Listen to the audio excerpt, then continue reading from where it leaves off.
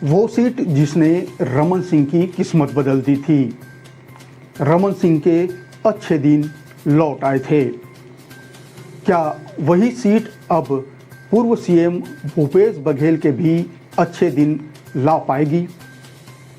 वो seat BJP का गढ़ बन गई।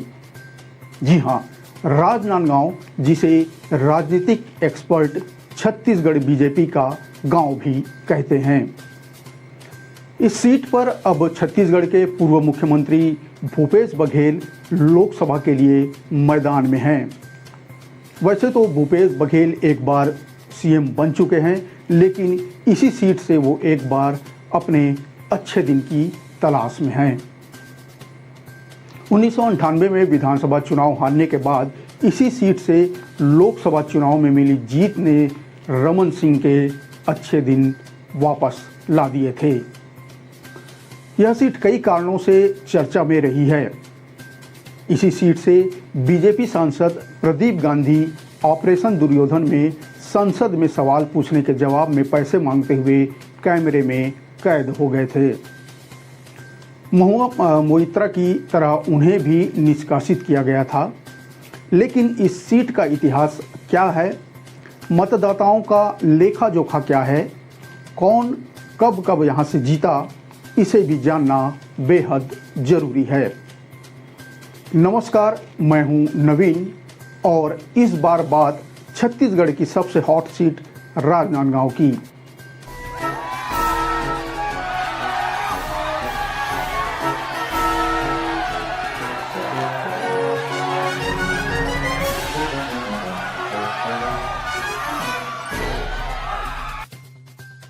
छत्तीसगढ़ की कुल 11 लोकसभा सीटों में से एक सीट राजनांदगांव सबसे हॉट सीटों में से एक है। राजनांदगांव लोकसभा सीट साल 1957 में अस्तित्व में आई। यहां पहली बार हुए चुनाव में कांग्रेस प्रत्याशी खैरागढ़ रियासत के राजा वीरेंद्र बहादुर सिंह सांसद चुने गए। इस सीट पर साल 1957 से अब तक हुए 17 चुनावों में 9 बार कांग्रेस तो 8 बार जनता पार्टी और भाजपा ने जीत दर्ज की है। मामला लगभग 50-50 का ही है। यहां राज परिवार से दूर जाने के बाद 1999 के बाद कांग्रेस की वापसी नहीं हो पाई। इस बार बीजेपी ने संतोष पांडे को, कांग्रेस ने पूर्व सीएम भूपेश बघेल को मैदान में उतारा है। भूपेश बघेल के चुनाव लड़ने से राजनांदगांव की सीट की हॉट सीट हो गई है। हालांकि खुद भूपेश बघेल कह चुके हैं कि वे पूरे छत्तीसगढ़ में पार्टी के लिए काम करना चाहते थे, लेकिन पार्टी ने जो फैसला दिया है उसके मुताबिक वो काम करेंगे। यानी कहीं न कहीं वे भी इस समय केंद्र की राजनीति में नहीं जाना चाहते थे, लेकिन पार्टी ने उन्हें दिल्ली बुलाने का फैसला या बोले तो मन बना लिया है। 1957 और 1962 में हुए 2 चुनाव में खैरागढ़ राज परिवार के राजा वीरेंद्र बहादुर सिंह ने कांग्रेस के टिकट पर जीत हासिल की थी। 1967 में कांग्रेस राज परिवार से ही पद्मावती देवी को टिकट दिया गया, जिन्हें भी यहाँ के मतदाताओं ने चुनकर दिल्ली यानी लोकसभा भेजा। बात करें 1971 के चुनाव में तो इंदिरा गांधी ने पद्मावती देवी की जगह मुंबई के बिजनेसमैन राम साहेब पांडे को यहां से मैदान में उतारा और उन्हें टिकट दिया। वहीं दूसरी तरफ टिकट नहीं मिलने से खफा पद्मावती देवी ने एनसीओ पार्टी के टिकट पर यहां से चुनाव लड़ा, लेकिन इंदिरा लहर के सामने वो टिक नहीं पाई और धराशायी हो गई। 1971 में चुनाव जीतने वाले राम साहेब पांडे को आपातकाल विरोधी लहर में पटकनी मिली। उन्हें जनता पार्टी के मदन तिवारी ने शिकस्त दी। 1980 और 1984 में एक बार फिर कांग्रेस ने राज परिवार पर भरोसा जताते हुए शिवेंद्र बहादुर सिंह को उम्मीदवार बनाया। दोनों ही चुनाव में मतदाताओं ने राज परिवार पर फिर भरोसा जताया। 1989 में शिवेंद्र बहादुर सिंह जीत की हैट्रिक से चूक गए। उन्हें बीजेपी के धर्मपाल सिंह गुप्ता ने पराजित किया। बात करें 1991 चुनाव की तो कांग्रेस ने एक बार फिर शिवेंद्र बहादुर सिंह पर ही भरोसा जताया और मतदाताओं ने उन्हें 2 साल के इंतजार के बाद यानी गैप के बाद फिर लोकसभा भेज दिया। 1996 लोकसभा चुनाव में शिवेंद्र सिंह ने 5वीं बार यहां से चुनाव लड़ा। वाजपेयी लहर में मतदाताओं ने राज परिवार के बजाय बीजेपी के अशोक वर्मा पर अपनी मुहर लगा दी। अगले 2 मध्यावधि चुनाव बेहद दिलचस्प रहे। पहले 1998 में कांग्रेस 2 बार के मुख्यमंत्री मोतीलाल वोरा पर दांव लगाया। सीनियर कांग्रेस लीडर ने इस चुनाव में बीजेपी के तत्कालीन सांसद अशोक वर्मा को 52,000 से ज़्यादा वोट के अंतर से पराजित कर दिया। 13 महीने की वाजपेयी सरकार गिरने के बाद 1999 में एक बार फिर चुनाव हुआ। ये चुनाव रमन सिंह के लिए लाइफ चेंजिंग मोमेंट बन गया। कुछ महीने पहले ही जो विधानसभा चुनाव हारने वाले रमन सिंह को पार्टी ने अपना उम्मीदवार बनाया। रमन सिंह के सामने कांग्रेस के कद्दावर नेता मोतीलाल वोरा थे, जिन्हें 26,000 से ज़्यादा वोटों से हराकर न केवल रमन सिंह लोकसभा पहुंचे बल्कि वाजपेयी सरकार में मंत्री भी बने। इसके बाद यह सीट कांग्रेस के हाथ से फिसल गई। 2007 में हुए लोकसभा उपचुनाव को छोड़कर हर चुनाव में यहां बीजेपी ने जीत हासिल की। बात करें 2004 में तो इंडिया साइनिंग भले ही नहीं चल पाया हो और देश में कांग्रेस की सरकार भले ही बनी हो, लेकिन राजनांदगांव में साइनिंग बीजेपी की ही रही। यानी बीजेपी के प्रदीप गांधी इस सीट से चुने गए। साल भर बाद ही प्रदीप गांधी कोबरा पोस्ट के स्टिंग में संसद में सवाल पूछने के मामले में रिश्वत लेते हुए कैमरे में कैद हो गए। इसके बाद प्रदीप गांधी सहित 11 सांसदों को निष्कासित किया गया, जिसमें बीजेपी के 6 सांसद भी थे। 2007 में हुए उपचुनाव में कांग्रेस ने एक बार फिर राज परिवार के देवराज सिंह पर दांव लगाया। बता दें कि राज परिवार से चुने गए वे 7वें सांसद थे। उन्होंने इस चुनाव में बीजेपी के लीलाराम भोजवानी को हराया था। 2009 में देश में एक बार फिर मनमोहन सिंह की सरकार बनी, लेकिन राजनांदगांव में फिर कमल खिल गया। इस बार बीजेपी के मधुसूदन यादव ने उस समय के मौजूदा सांसद यानी कांग्रेस के देवव्रत सिंह को करारी शिकस्त दी। उनकी जीत का अंतर करीब 1,20,000 वोट था। बीजेपी में मोदी लहर में भी साल 2014 और 2019 में उम्मीदवार बदलने का सिलसिला जारी रहा। 2014 में तत्कालीन सांसद मधुसूदन यादव का टिकट काटकर रमन सिंह के बेटे यानी अभिषेक सिंह को और 2019 में अभिषेक सिंह का टिकट काटकर संतोष पांडे को राजनांदगांव से उम्मीदवार बनाया गया। अभिषेक सिंह 2014 में कांग्रेस के कमलेश्वर वर्मा को 2,35,000 से ज़्यादा वोटों से हराया था, जबकि लोकसभा चुनाव 2019 में संतोष पांडे ने कांग्रेस के भोलाराम साहू को 1,11,000 वोट से करारी शिकस्त दी थी। राजनांदगांव लोकसभा क्षेत्र में अगर देखा जाए तो विधानसभा सीटों के हिसाब से कांग्रेस के लिए ये मजबूत सीट है। राजनांदगांव में ओबीसी की संख्या ज़्यादा है। भूपेश बघेल खुद ओबीसी वर्ग से आते हैं। भाजपा से ब्राह्मण कैंडिडेट और वर्तमान सांसद संतोष पांडे इस बार फिर मैदान में हैं। संतोष पांडे के लिए यह निश्चित रूप से भूपेश के उतरने से चुनौती जरूर बढ़ गई होगी। अब देखना यह है कि मोदी का चेहरा और राम का नाम संतोष पांडे के काम आएगा कि नहीं। संतोष पांडे एक अग्रेसिव लीडर के रूप में माने जाते हैं। बस्तर में धर्मांतरण के मुद्दे पर भी उन्होंने मोर्चा संभाल रखा था। लेकिन राजनांदगांव में भूपेश बघेल के आने से उन्हें थोड़ी परेशानी तो जरूर हो सकती है। दूसरी तरफ नजर डालें, राजनांदगांव से ही पूर्व मुख्यमंत्री डॉक्टर रमन सिंह भी विधायक हैं। डॉक्टर रमन सिंह भी अपने बेटे अभिषेक सिंह को राजनांदगांव से चुनाव लड़वाना चाहते थे, लेकिन पार्टी ने संदेश दिया कि परिवारवाद से दूरी बनानी होगी। डॉक्टर रमन सिंह बेहद लोकप्रिय चेहरा हैं, लेकिन बेटे को टिकट न मिलने के बाद उनके चेहरे की लोकप्रियता का कितना फायदा संतोष पांडे को मिल सकेगा, ये तो 4 जून को ही पता चलेगा। भूपेश बघेल का यह तीसरी बार लोकसभा चुनाव होगा। 2004 में उन्होंने दुर्ग और 2009 में उन्होंने रायपुर से भी लोकसभा सीट से अपना किस्मत आजमाया था। इन दोनों चुनाव में उन्हें हार का सामना करना पड़ा था। अब पार्टी ने उन्हें राजनांदगांव से प्रत्याशी बनाया है। यह सीट कांग्रेस के लिए हमेशा से मुश्किलों भरी रही है।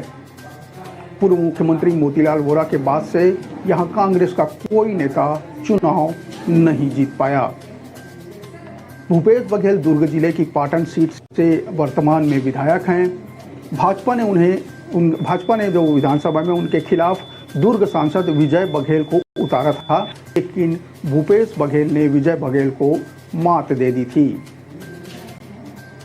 बात करें 2019 के चुनाव में राजनांदगांव सीट पर भाजपा प्रत्याशी संतोष पांडे ने ही जीत हासिल की थी। उन्होंने कांग्रेस प्रत्याशी भोलाराम साहू को 1,11,966 मतों से हराया था। बीजेपी के संतोष पांडे को 6,62,000 मत मिले थे, जबकि कांग्रेस के भोलाराम साहू को लगभग 5.5 लाख वोट मिले थे। वही ठीक है, यहाँ साहू समाज का दबदबा है, आदिवासी और लोधी समाज का भी वर्चस्व है। 26 जनवरी 1973 को दुर्ग से अलग होकर राजनांदगांव जिला अस्तित्व में आया था। तब इसमें कवर्धा भी शामिल था, जो अब अलग जिला बन चुका है। राजनांदगांव लोकसभा के अंतर्गत विधानसभा की कुल 8 सीटें आती हैं। इसमें खैरागढ़, डोंगरगढ़, राजनांदगांव, खुज्जी, मोहला मानपुर, कवर्धा और पंडरिया शामिल हैं। इन्हें अपने एक महल को संगीत विश्वविद्यालय के लिए दान दे दिया था। इसी महल में खैरागढ़ संगीत विश्वविद्यालय की स्थापना हुई है, जिसे एशिया की पहली संगीत विश्वविद्यालय माना जाता है।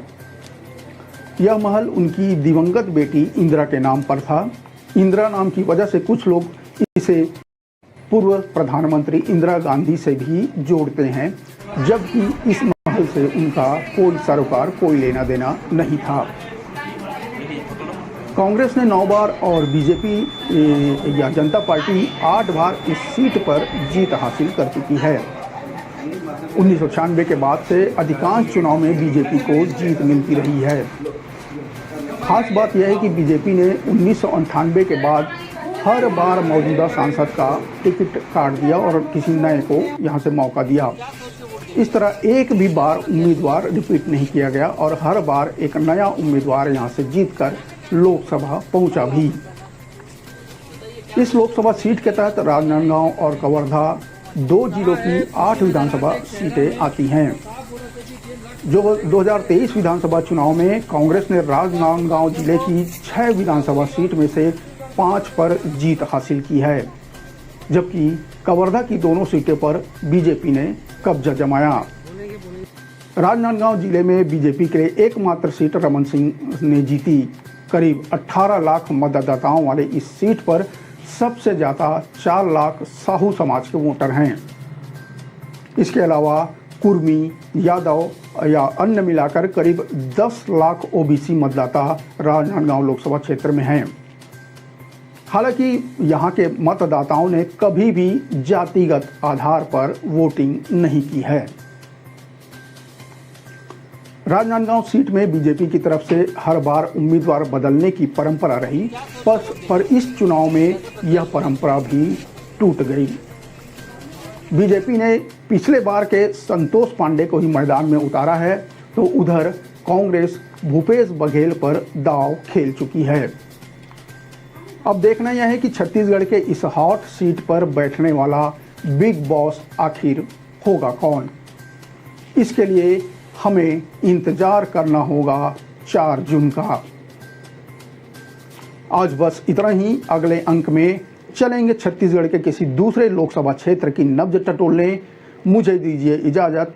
नमस्कार, जय जोहार।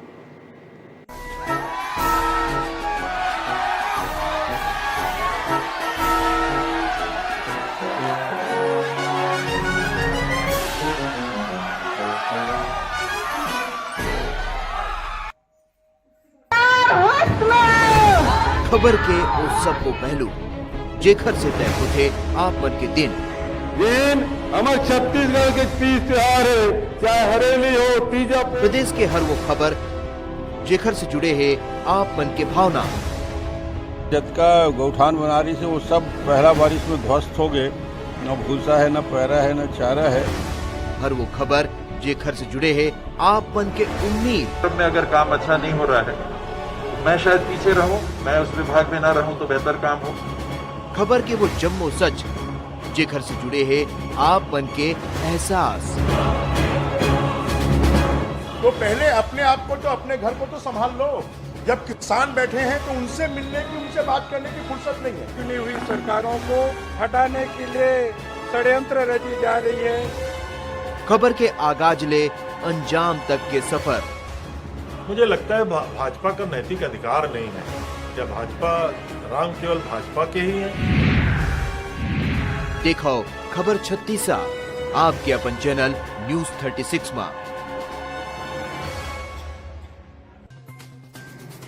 वो सीट जिसने रमन सिंह की किस्मत बदल दी थी। रमन सिंह के अच्छे दिन लौट आए थे। क्या वही सीट अब पूर्व सीएम भूपेश बघेल के भी अच्छे दिन ला पाएगी? वो सीट बीजेपी का गढ़ बन गई। जी हां, राजनांदगांव, जिसे राजनीतिक एक्सपर्ट छत्तीसगढ़ बीजेपी का गांव भी कहते हैं। इस सीट पर अब छत्तीसगढ़ के पूर्व मुख्यमंत्री भूपेश बघेल लोकसभा के लिए मैदान में हैं। वैसे तो भूपेश बघेल एक बार सीएम बन चुके हैं, लेकिन इसी सीट से वो एक बार अपने अच्छे दिन की तलाश में हैं। 1998 में विधानसभा चुनाव हारने के बाद इसी सीट से लोकसभा चुनाव में मिली जीत ने रमन सिंह के अच्छे दिन वापस ला दिए थे। यह सीट कई कारणों से चर्चा में रही है। इसी सीट से बीजेपी सांसद प्रदीप गांधी ऑपरेशन दुर्योधन में संसद में सवाल पूछने के जवाब में पैसे मांगते हुए कैमरे में कैद हो गए थे। महुआ मोइत्रा की तरह उन्हें भी निष्कासित किया गया था। लेकिन इस सीट का इतिहास क्या है, मतदाताओं का लेखा जोखा क्या है, कौन कब कब यहाँ से जीता, इसे भी जानना बेहद जरूरी है। नमस्कार, मैं हूँ नवीन और इस बार बात छत्तीसगढ़ की सबसे हॉट सीट राजनांदगांव की।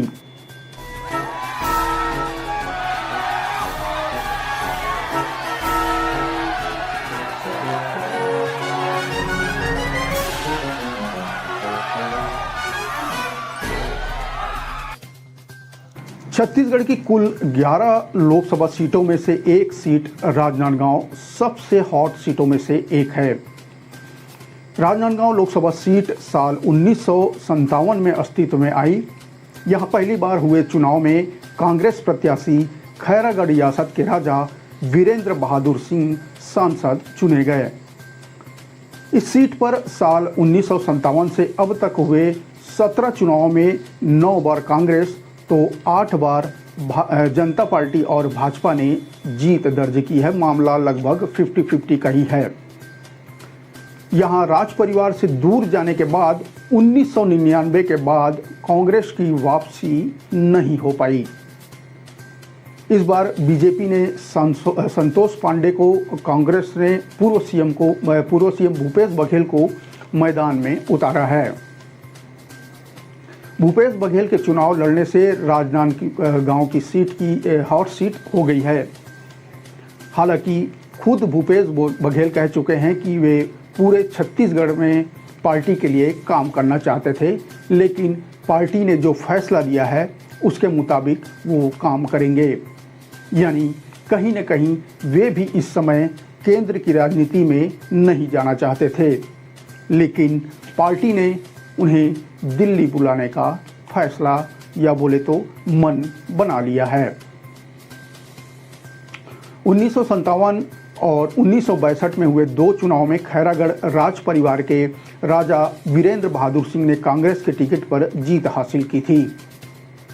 1967 में कांग्रेस राज परिवार से ही पद्मावती देवी को टिकट दिया गया, जिन्हें भी यहाँ के मतदाताओं ने चुनकर दिल्ली यानी लोकसभा भेजा।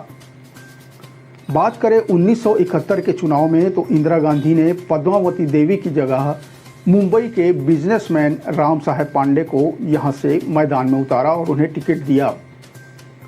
वहीं दूसरी तरफ टिकट नहीं मिलने से खफा पद्मावती देवी ने एनसीओ पार्टी के टिकट पर यहां से चुनाव लड़ा, लेकिन इंदिरा लहर के सामने वो टिक नहीं पाई और धराशायी हो गई। 1971 में चुनाव जीतने वाले राम साहेब पांडे को आपातकाल विरोधी लहर में पटकनी मिली। उन्हें जनता पार्टी के मदन तिवारी ने शिकस्त दी। 1980 और 1984 में एक बार फिर कांग्रेस ने राज परिवार पर भरोसा जताते हुए शिवेंद्र बहादुर सिंह को उम्मीदवार बनाया। दोनों ही चुनाव में मतदाताओं ने राज परिवार पर फिर भरोसा जताया। 1989 में शिवेंद्र बहादुर सिंह जीत की हैट्रिक से चूक गए। उन्हें बीजेपी के धर्मपाल सिंह गुप्ता ने पराजित किया। बात करें 1991 चुनाव की तो कांग्रेस ने एक बार फिर शिवेंद्र बहादुर सिंह पर ही भरोसा जताया और मतदाताओं ने उन्हें 2 साल के इंतजार के बाद यानी गैप के बाद फिर लोकसभा भेज दिया। 1996 लोकसभा चुनाव में शिवेंद्र सिंह ने 5वीं बार यहां से चुनाव लड़ा। वाजपेयी लहर में मतदाताओं ने राज परिवार के बजाय बीजेपी के अशोक वर्मा पर अपनी मुहर लगा दी। अगले 2 मध्यावधि चुनाव बेहद दिलचस्प रहे। पहले 1998 में कांग्रेस 2 बार के मुख्यमंत्री मोतीलाल वोरा पर दांव लगाया। सीनियर कांग्रेस लीडर ने इस चुनाव में बीजेपी के तत्कालीन सांसद अशोक वर्मा को 52,000 से ज़्यादा वोट के अंतर से पराजित कर दिया। 13 महीने की वाजपेयी सरकार गिरने के बाद 1999 में एक बार फिर चुनाव हुआ। ये चुनाव रमन सिंह के लिए लाइफ चेंजिंग मोमेंट बन गया। कुछ महीने पहले ही जो विधानसभा चुनाव हारने वाले रमन सिंह को पार्टी ने अपना उम्मीदवार बनाया। रमन सिंह के सामने कांग्रेस के कद्दावर नेता मोतीलाल वोरा थे, जिन्हें 26,000 से ज़्यादा वोटों से हराकर न केवल रमन सिंह लोकसभा पहुंचे बल्कि वाजपेयी सरकार में मंत्री भी बने। इसके बाद यह सीट कांग्रेस के हाथ से फिसल गई। 2007 में हुए लोकसभा उपचुनाव को छोड़कर हर चुनाव में यहां बीजेपी ने जीत हासिल की। बात करें 2004 में तो इंडिया साइनिंग भले ही नहीं चल पाया हो और देश में कांग्रेस की सरकार भले ही बनी हो, लेकिन राजनांदगांव में साइनिंग बीजेपी की ही रही। यानी बीजेपी के प्रदीप गांधी इस सीट से चुने गए। साल भर बाद ही प्रदीप गांधी कोबरा पोस्ट के स्टिंग में संसद में सवाल पूछने के मामले में रिश्वत लेते हुए कैमरे में कैद हो गए। इसके बाद प्रदीप गांधी सहित 11 सांसदों को निष्कासित किया गया, जिसमें बीजेपी के 6 सांसद भी थे।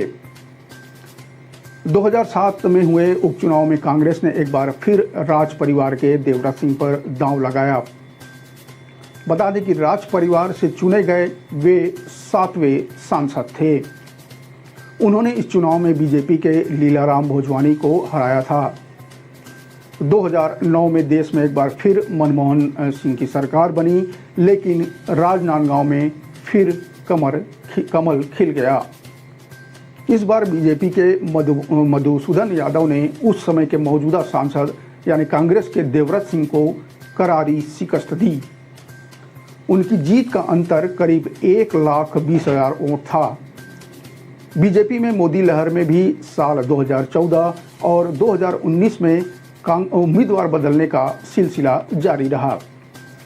2014 में तत्कालीन सांसद मधुसूदन यादव का टिकट काटकर रमन सिंह के बेटे यानी अभिषेक सिंह को और 2019 में अभिषेक सिंह का टिकट काटकर संतोष पांडे को राजनांदगांव से उम्मीदवार बनाया गया। अभिषेक सिंह 2014 में कांग्रेस के कमलेश्वर वर्मा को 2,35,000 से ज़्यादा वोटों से हराया था, जबकि लोकसभा चुनाव 2019 में संतोष पांडे ने कांग्रेस के भोलाराम साहू को 1,11,000 वोट से करारी शिकस्त दी थी। राजनांदगांव लोकसभा क्षेत्र में अगर देखा जाए तो विधानसभा सीटों के हिसाब से कांग्रेस के लिए ये मजबूत सीट है। राजनांदगांव में ओबीसी की संख्या ज़्यादा है। भूपेश बघेल खुद ओबीसी वर्ग से आते हैं। भाजपा से ब्राह्मण कैंडिडेट और वर्तमान सांसद संतोष पांडे इस बार फिर मैदान में हैं। संतोष पांडे के लिए यह निश्चित रूप से भूपेश के उतरने से चुनौती जरूर बढ़ गई होगी। अब देखना यह है कि मोदी का चेहरा और राम का नाम संतोष पांडे के काम आएगा कि नहीं। संतोष पांडे एक अग्रेसिव लीडर के रूप में जाने जाते हैं। बस्तर में धर्मांतरण के मुद्दे पर भी उन्होंने मोर्चा संभाल रखा था, लेकिन राजनांदगांव में भूपेश बघेल के आने से उन्हें थोड़ी परेशानी तो जरूर हो सकती है। दूसरी तरफ नजर डालें, राजनांदगांव से ही पूर्व मुख्यमंत्री डॉक्टर रमन सिंह भी विधायक हैं। डॉक्टर रमन सिंह भी अपने बेटे अभिषेक सिंह को राजनांदगांव से चुनाव लड़वाना चाहते थे, लेकिन पार्टी ने संदेश दिया कि परिवारवाद से दूरी बनानी होगी। डॉक्टर रमन सिंह बेहद लोकप्रिय चेहरा हैं, लेकिन बेटे को टिकट न मिलने के बाद उनके चेहरे की लोकप्रियता का कितना फायदा संतोष पांडे को मिल सकेगा, ये तो 4 जून को ही पता चलेगा। भूपेश बघेल का यह तीसरी बार लोकसभा चुनाव होगा। 2004 में उन्होंने दुर्ग और 2009 में उन्होंने रायपुर से भी लोकसभा सीट से अपना किस्मत आजमाया था। इन दोनों चुनाव में उन्हें हार का सामना करना पड़ा था। अब पार्टी ने उन्हें राजनांदगांव से प्रत्याशी बनाया है। यह सीट कांग्रेस के लिए हमेशा से मुश्किलों भरी रही है। पूर्व मुख्यमंत्री मोतीलाल वोरा के बाद से यहां कांग्रेस का कोई नेता चुनाव नहीं जीत पाया। भूपेश बघेल दुर्ग जिले की पाटन सीट से वर्तमान में विधायक हैं। भाजपा ने जो विधानसभा में उनके खिलाफ दुर्ग सांसद विजय बघेल को उतारा था, लेकिन भूपेश बघेल ने विजय बघेल को मात दे दी थी। बात करें 2019 के चुनाव में राजनांदगांव सीट पर भाजपा प्रत्याशी संतोष पांडे ने ही जीत हासिल की थी। उन्होंने कांग्रेस प्रत्याशी भोलाराम साहू को 1,11,966 मतों से हराया था। बीजेपी के संतोष पांडे को 6,62,000 मत मिले थे, जबकि कांग्रेस के भोलाराम साहू को लगभग 5.5 लाख वोट मिले थे। वहीं बीएसपी की रविता ध्रुव 17,145 वोट हासिल कर तीसरे स्थान पर रही। जातिगत समीकरणों की बात की जाए तो राजनांदगांव लोकसभा सीट पर पिछड़ा वर्ग की आबादी अधिक है। यहां साहू समाज का दबदबा है। आदिवासी और लोधी समाज का भी वर्चस्व है। 26 जनवरी 1973 को दुर्ग से अलग होकर राजनांदगांव जिला अस्तित्व में आया था। तब इसमें कवर्धा भी शामिल था, जो अब अलग जिला बन चुका है। राजनांदगांव लोकसभा के अंतर्गत विधानसभा की कुल 8 सीटें आती हैं। इसमें खैरागढ़, डूंगरगढ़, राजनांदगांव, खुज्जी, मोहला मानपुर, कवर्धा और पंडरिया शामिल हैं। खैरागढ़ राज परिवार के दम पर कांग्रेस का कभी यहाँ दबदबा रहा था।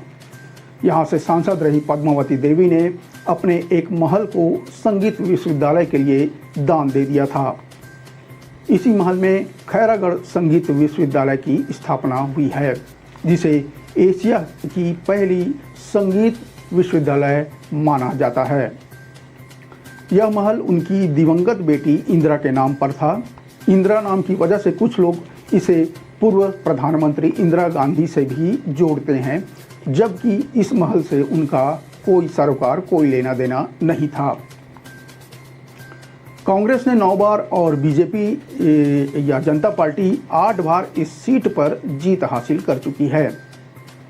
1996 के बाद से अधिकांश चुनाव में बीजेपी को जीत मिलती रही है। खास बात यह है कि बीजेपी ने 1998 के बाद हर बार मौजूदा सांसद का टिकट काट दिया और किसी नए को यहां से मौका दिया। इस तरह एक भी बार उम्मीदवार रिपीट नहीं किया गया और हर बार एक नया उम्मीदवार यहां से जीतकर लोकसभा पहुंचा भी। इस लोकसभा सीट के तहत राजनांदगांव और कवर्धा 2 जिलों की 8 विधानसभा सीटें आती हैं। जो 2023 विधानसभा चुनाव में कांग्रेस ने राजनांदगांव जिले की 6 विधानसभा सीट में से 5 पर जीत हासिल की है, जबकि कवर्धा की दोनों सीटों पर बीजेपी ने कब्जा जमाया। राजनांदगांव जिले में बीजेपी के लिए एकमात्र सीट रमन सिंह ने जीती। करीब 18 लाख मतदाताओं वाले इस सीट पर सबसे ज़्यादा 4 लाख साहू समाज के वोटर हैं। इसके अलावा कुर्मी, यादव या अन्य मिलाकर करीब 10 लाख ओबीसी मतदाता राजनांदगांव लोकसभा क्षेत्र में हैं। हालांकि यहाँ के मतदाताओं ने कभी भी जातिगत आधार पर वोटिंग नहीं की है। राजनांदगांव सीट में बीजेपी की तरफ से हर बार उम्मीदवार बदलने की परंपरा रही, पर इस चुनाव में यह परंपरा भी टूट गई। बीजेपी ने पिछले बार के संतोष पांडे को ही मैदान में उतारा है, तो उधर कांग्रेस भूपेश बघेल पर दांव खेल चुकी है। अब देखना यह है कि छत्तीसगढ़ के इस हॉट सीट पर बैठने वाला बिग बॉस आखिर होगा कौन। इसके लिए हमें इंतजार करना होगा 4 जून का। आज बस इतना ही। अगले अंक में चलेंगे छत्तीसगढ़ के किसी दूसरे लोकसभा क्षेत्र की नब्ज टटोलने। मुझे दीजिए इजाजत। नमस्कार, जय जोहार।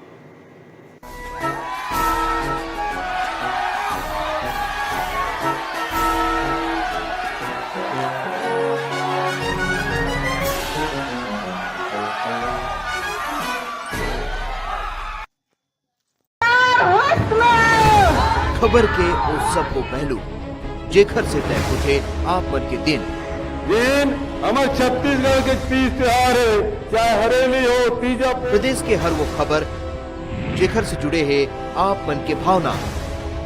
जतका गौठान बना रही से वो सब पहला बारिश में ध्वस्त हो गए। न भूसा है, न पैरा है, न चारा है। हर वो खबर जेखर से जुड़े हैं आप मन के उम्मीद। में अगर काम अच्छा नहीं हो रहा है, मैं शायद पीछे रहूं, मैं उस विभाग में ना रहूं तो बेहतर काम हो।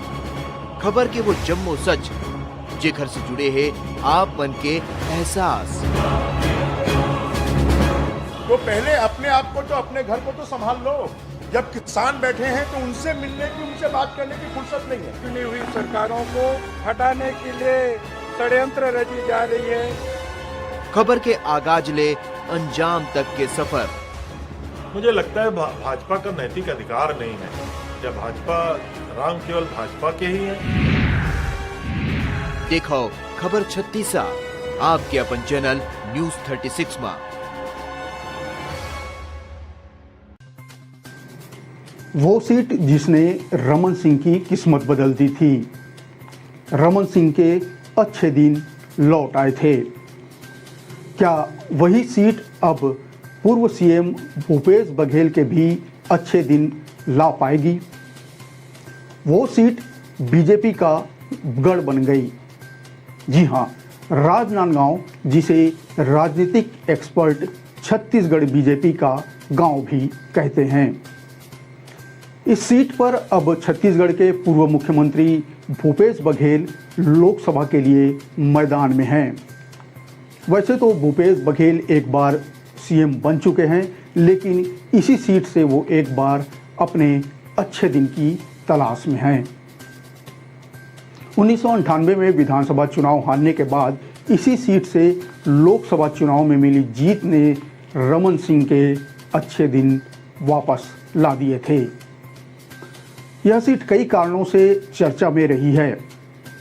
इसी सीट से बीजेपी सांसद प्रदीप गांधी ऑपरेशन दुर्योधन में संसद में सवाल पूछने के जवाब में पैसे मांगते हुए कैमरे में कैद हो गए थे। महुआ मोइत्रा की तरह उन्हें भी निष्कासित किया गया था। लेकिन इस सीट का इतिहास क्या है, मतदाताओं का लेखा जोखा क्या है, कौन कब कब यहाँ से जीता, इसे भी जानना बेहद जरूरी है। नमस्कार, मैं हूँ नवीन और इस बार बात छत्तीसगढ़ की सबसे हॉट सीट राजनांदगांव की।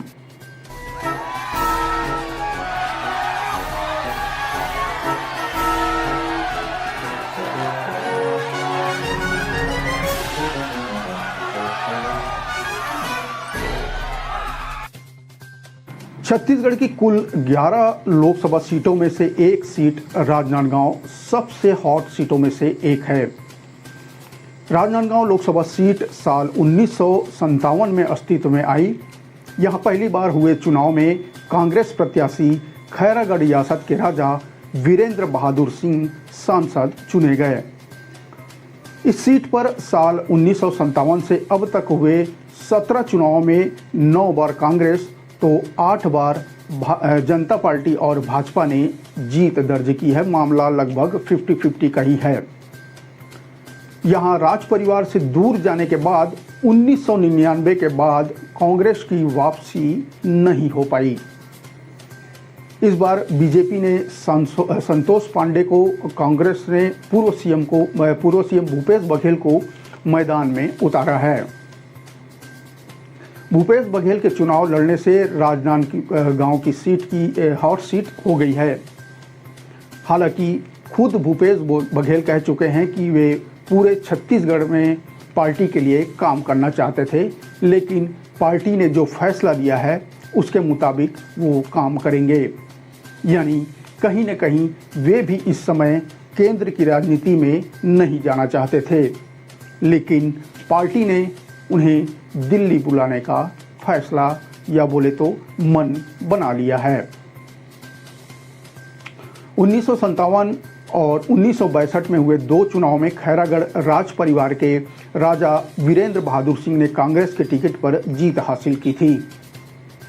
1967 में कांग्रेस राज परिवार से ही पद्मावती देवी को टिकट दिया गया, जिन्हें भी यहाँ के मतदाताओं ने चुनकर दिल्ली यानी लोकसभा भेजा।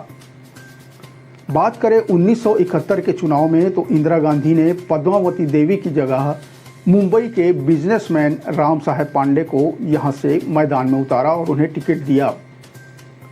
वहीं दूसरी तरफ टिकट नहीं मिलने से खफा पद्मावती देवी ने एनसीओ पार्टी के टिकट पर यहां से चुनाव लड़ा, लेकिन इंदिरा लहर के सामने वो टिक नहीं पाई और धराशायी हो गई। 1971 में चुनाव जीतने वाले राम साहेब पांडे को आपातकाल विरोधी लहर में पटकनी मिली। उन्हें जनता पार्टी के मदन तिवारी ने शिकस्त दी। 1980 और 1984 में एक बार फिर कांग्रेस ने राज परिवार पर भरोसा जताते हुए शिवेंद्र बहादुर सिंह को उम्मीदवार बनाया। दोनों ही चुनाव में मतदाताओं ने राज परिवार पर फिर भरोसा जताया। 1989 में शिवेंद्र बहादुर सिंह जीत की हैट्रिक से चूक गए। उन्हें बीजेपी के धर्मपाल सिंह गुप्ता ने पराजित किया। बात करें 1991 चुनाव की तो कांग्रेस ने एक बार फिर शिवेंद्र बहादुर सिंह पर ही भरोसा जताया और मतदाताओं ने उन्हें 2 साल के इंतजार के बाद यानी गैप के बाद फिर लोकसभा भेज दिया। 1996 लोकसभा चुनाव में शिवेंद्र सिंह ने 5वीं बार यहां से चुनाव लड़ा। वाजपेयी लहर में मतदाताओं ने राज परिवार के बजाय बीजेपी के अशोक वर्मा पर अपनी मुहर लगा दी। अगले 2 मध्यावधि चुनाव बेहद दिलचस्प रहे। पहले 1998 में कांग्रेस 2 बार के मुख्यमंत्री मोतीलाल वोरा पर दांव लगाया। सीनियर कांग्रेस लीडर ने इस चुनाव में बीजेपी के तत्कालीन सांसद अशोक वर्मा को 52,000 से ज़्यादा वोट के अंतर से पराजित कर दिया। 13 महीने की वाजपेयी सरकार गिरने के बाद 1999 में एक बार फिर चुनाव हुआ। ये चुनाव रमन सिंह के लिए लाइफ चेंजिंग मोमेंट बन गया। कुछ महीने पहले ही जो विधानसभा चुनाव हारने वाले रमन सिंह को पार्टी ने अपना उम्मीदवार बनाया। रमन सिंह के सामने कांग्रेस के कद्दावर नेता मोतीलाल वोरा थे, जिन्हें 26,000 से ज़्यादा वोटों से हराकर न केवल रमन सिंह लोकसभा पहुंचे बल्कि वाजपेयी सरकार में मंत्री भी बने। इसके बाद यह सीट कांग्रेस के हाथ से फिसल गई। 2007 में हुए लोकसभा उपचुनाव को छोड़कर हर चुनाव में यहां बीजेपी ने जीत हासिल की। बात करें 2004 में तो इंडिया साइनिंग भले ही नहीं चल पाया हो और देश में कांग्रेस की सरकार भले ही बनी हो, लेकिन राजनांदगांव में साइनिंग बीजेपी की ही रही। यानी बीजेपी के प्रदीप गांधी इस सीट से चुने गए। साल भर बाद ही प्रदीप गांधी कोबरा पोस्ट के स्टिंग में संसद में सवाल पूछने के मामले में रिश्वत लेते हुए कैमरे में कैद हो गए। इसके बाद प्रदीप गांधी सहित 11 सांसदों को निष्कासित किया गया, जिसमें बीजेपी के 6 सांसद भी थे। 2007 में हुए उपचुनाव में कांग्रेस ने एक बार फिर राज परिवार के देवराज सिंह पर दांव लगाया। बता दें कि राज परिवार से चुने गए वे 7वें सांसद थे। उन्होंने इस चुनाव में बीजेपी के लीलाराम भोजवानी को हराया था। 2009 में देश में एक बार फिर मनमोहन सिंह की सरकार बनी, लेकिन राजनांदगांव में फिर कमल खिल गया। इस बार बीजेपी के मधुसूदन यादव ने उस समय के मौजूदा सांसद यानी कांग्रेस के देवराज सिंह को करारी शिकस्त दी। उनकी जीत का अंतर करीब 1,20,000 वोट था। बीजेपी में मोदी लहर में भी साल 2014 और 2019 में उम्मीदवार बदलने का सिलसिला जारी रहा। 2014 में तत्कालीन सांसद मधुसूदन यादव का टिकट काटकर रमन सिंह के बेटे यानी अभिषेक सिंह को और 2019 में अभिषेक सिंह का टिकट काटकर संतोष पांडे को राजनांदगांव से उम्मीदवार बनाया गया। अभिषेक सिंह 2014 में कांग्रेस के कमलेश्वर वर्मा को 2,35,000 से ज़्यादा वोटों से हराया था, जबकि लोकसभा चुनाव 2019 में संतोष पांडे ने कांग्रेस के भोलाराम साहू को 1,11,000 वोट से करारी शिकस्त दी थी। राजनांदगांव लोकसभा क्षेत्र में अगर देखा जाए तो विधानसभा सीटों के हिसाब से कांग्रेस के लिए ये मजबूत सीट है। राजनांदगांव में ओबीसी की संख्या ज़्यादा है। भूपेश बघेल खुद ओबीसी वर्ग से आते हैं। भाजपा से ब्राह्मण कैंडिडेट और वर्तमान सांसद संतोष पांडे इस बार फिर मैदान में हैं। संतोष पांडे के लिए यह निश्चित रूप से भूपेश के उतरने से चुनौती जरूर बढ़ गई होगी। अब देखना यह है कि मोदी का चेहरा और राम का नाम संतोष पांडे के काम आएगा कि नहीं। संतोष पांडे एक अग्रेसिव लीडर के रूप में जाने जाते हैं। बस्तर में धर्मांतरण के मुद्दे पर भी उन्होंने मोर्चा संभाल रखा था, लेकिन राजनांदगांव में भूपेश बघेल के आने से उन्हें थोड़ी परेशानी तो जरूर हो सकती है। दूसरी तरफ नजर डालें, राजनांदगांव से ही पूर्व मुख्यमंत्री डॉक्टर रमन सिंह भी विधायक हैं। डॉक्टर रमन सिंह भी अपने बेटे अभिषेक सिंह को राजनांदगांव से चुनाव लड़वाना चाहते थे, लेकिन पार्टी ने संदेश दिया कि परिवारवाद से दूरी बनानी होगी। डॉक्टर रमन सिंह बेहद लोकप्रिय चेहरा हैं, लेकिन बेटे को टिकट न मिलने के बाद उनके चेहरे की लोकप्रियता का कितना फायदा संतोष पांडे को मिल सकेगा, ये तो 4 जून को ही पता चलेगा। भूपेश बघेल का यह तीसरी बार लोकसभा चुनाव होगा। 2004 में उन्होंने दुर्ग और 2009 में उन्होंने रायपुर से भी लोकसभा सीट से अपना किस्मत आजमाया था। इन दोनों चुनाव में उन्हें हार का सामना करना पड़ा था। अब पार्टी ने उन्हें राजनांदगांव से प्रत्याशी बनाया है। यह सीट कांग्रेस के लिए हमेशा से मुश्किलों भरी रही है। पूर्व मुख्यमंत्री मोतीलाल वोरा के बाद से यहां कांग्रेस का कोई नेता चुनाव नहीं जीत पाया। भूपेश बघेल दुर्ग जिले की पाटन सीट से वर्तमान में विधायक हैं। भाजपा ने जो विधानसभा में उनके खिलाफ दुर्ग सांसद विजय बघेल को उतारा था, लेकिन भूपेश बघेल ने विजय बघेल को मात दे दी थी। बात करें 2019 के चुनाव में राजनांदगांव सीट पर भाजपा प्रत्याशी संतोष पांडे ने ही जीत हासिल की थी। उन्होंने कांग्रेस प्रत्याशी भोलाराम साहू को 1,11,966 मतों से हराया था। बीजेपी के संतोष पांडे को 6,62,000 मत मिले थे, जबकि कांग्रेस के भोलाराम साहू को लगभग 5.5 लाख वोट मिले थे। वहीं बीएसपी की रविता ध्रुव 17,145 वोट हासिल कर तीसरे स्थान पर रही। जातिगत समीकरणों की बात की जाए तो राजनांदगांव लोकसभा सीट पर पिछड़ा वर्ग की आबादी अधिक है। यहाँ साहू समाज का दबदबा है, आदिवासी और लोधी समाज का भी वर्चस्व है।